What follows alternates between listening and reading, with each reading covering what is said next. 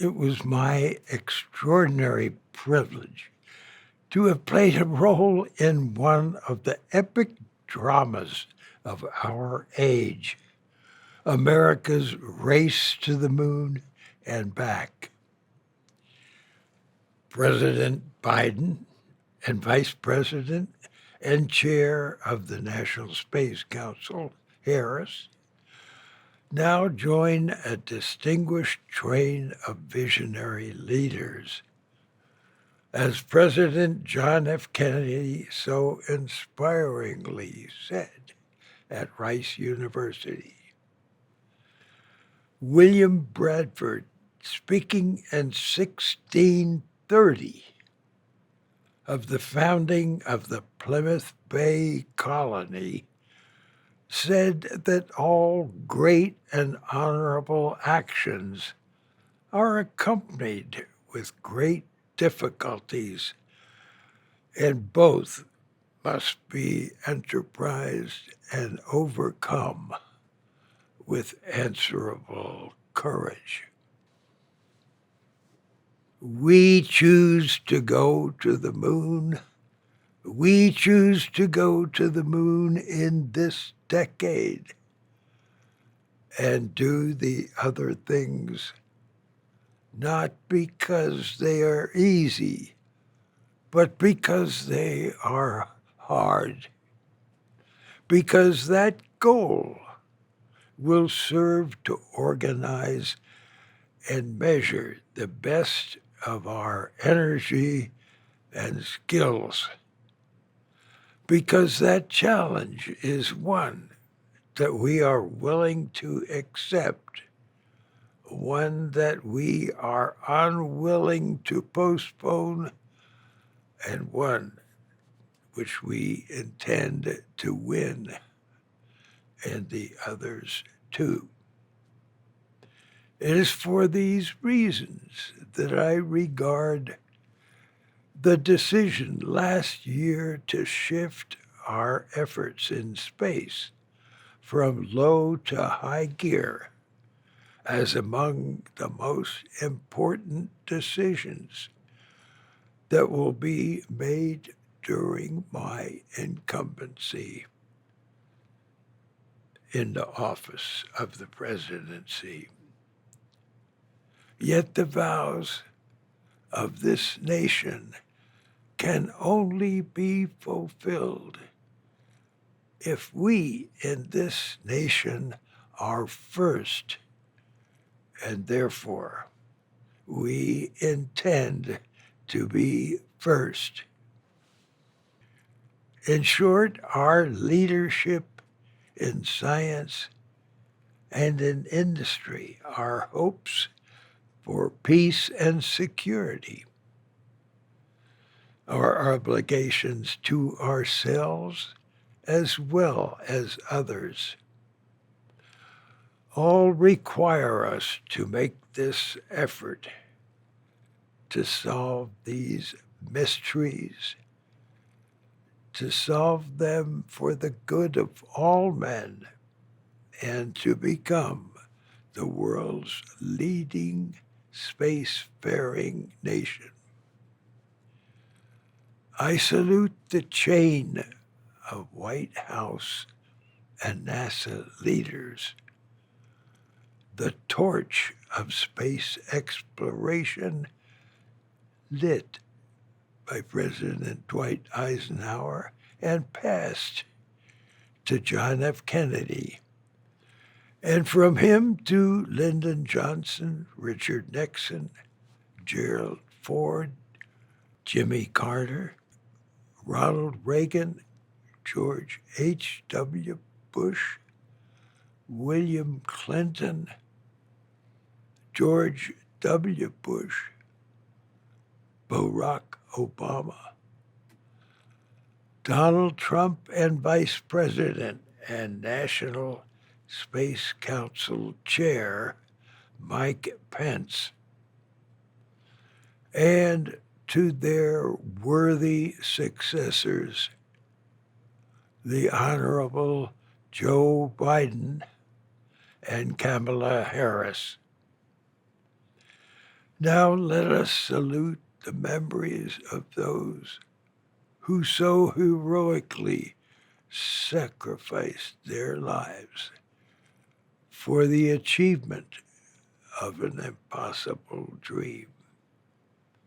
Gus Grissom, Ed White, and Roger Jaffe, who perished in the command module fire of Apollo 1, January 27, 1967, and whose mission patch we deposited on the moon. Let us recall to those who sacrificed their lives on Columbia and Challenger, and all others, American and Russian, who heroically paid their highest price. Rest in peace. It was not a trivial risk. President Nixon had a draft speech prepared.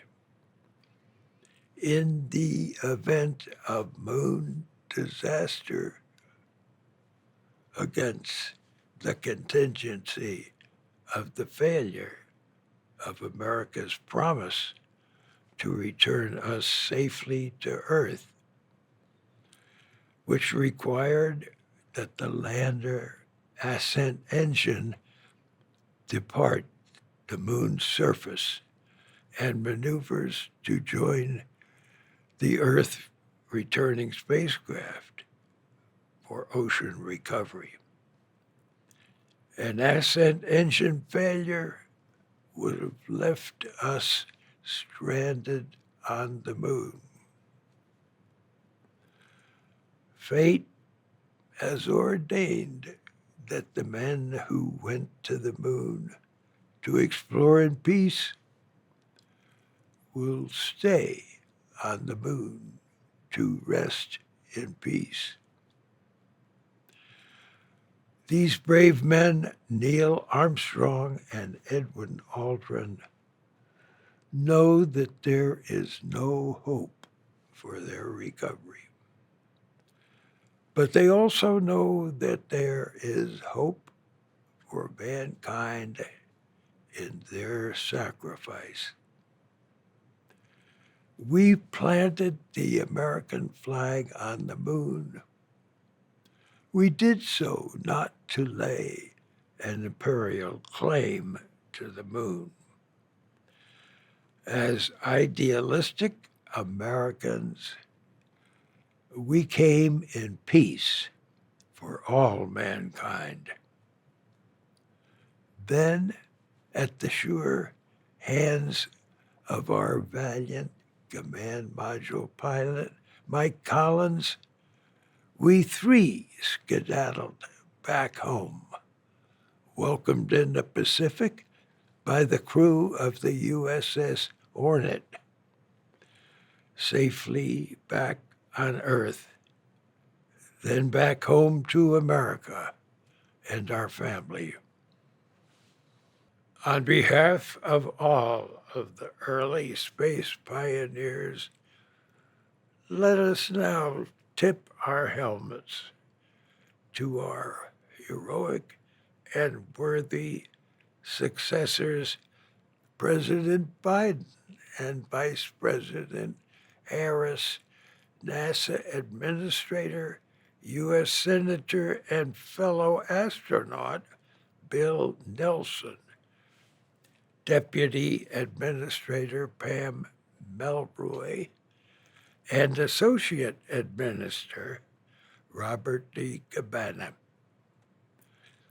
We also recognize the work of General Lester Lyles and James J. Miller, Executive Secretary of the Space Council, UAG. Let me also salute the achievements of human exploration of space by private enterprise with the support of the U.S. government, especially those who aspire to send people past the Kármán line, such as SpaceX, Blue Origin, and Virgin Galactic. And especially we salute the young men and women astronauts, scientists, and technicians now picking up the torch of deep space exploration, the return to the moon via the inspiring Artemis project, whose thrilling, flawless launch and return I witnessed on TV, laying the groundwork for the colonization of the moon, a giant leap toward Mars. And if the imagination, intrepidness, and courage of the American people for space continues apace onto the exoplanets of our stars. In the words of Dr. Paul M.A. Linebarger, the distinguished American Defense Intelligence Agency officer, godson of the great founder of Republican China, Dr. Sun Yat-sen, and visionary science fiction writer, America says to its friends, allies, and even rivals, we will help each other to change the destiny of worlds. Thank you, and God bless America, Earth, our galaxy, universe, and the celestial metaverse it is our mutual high privilege to explore.